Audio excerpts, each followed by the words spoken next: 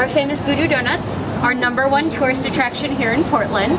Usually I say, and there is the famous Voodoo Doughnut line, but there isn't one.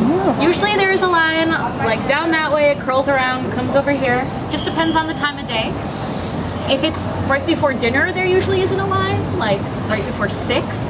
Right now it's probably lunch, so people aren't eating donuts. But otherwise, like at night, there's always a line.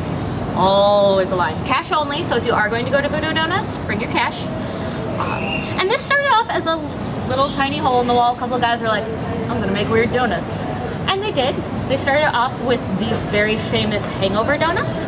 One had a Pepto-Bismol glaze. It was pink, actual Pepto-Bismol. Another one was the aspirin donut. It had crushed aspirin on there instead of powdered sugar. And then the NyQuil donut, which had a shot of NyQuil in the donut hole. And those were going pretty well until the FDA showed up and was like, no. What? No.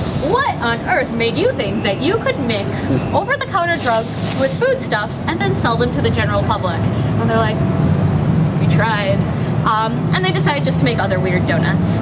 The maple bacon donut, made famous on No Reservations, Anthony Bourdain. That's actually why Voodoo Doughnuts became the #1 tourist attraction, because of shows like No Reservation or Man vs. Food. And it just blew up. We actually have 2 more locations as well. So there's the maple bacon donut, there's the Texas donut, that's the one featured on Man vs. Food. There's the Voodoo Doughnut, where it's shaped like a little voodoo doll and it has raspberry blood filling, and you get a pretzel stick with it and you can stab it. And then you eat it and get a sugar rush and everything is better. You feel so good.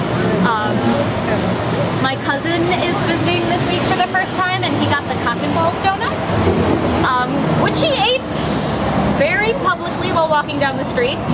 It was a trip. It was good. That donut is enough for like 3 people though. It's ridiculous.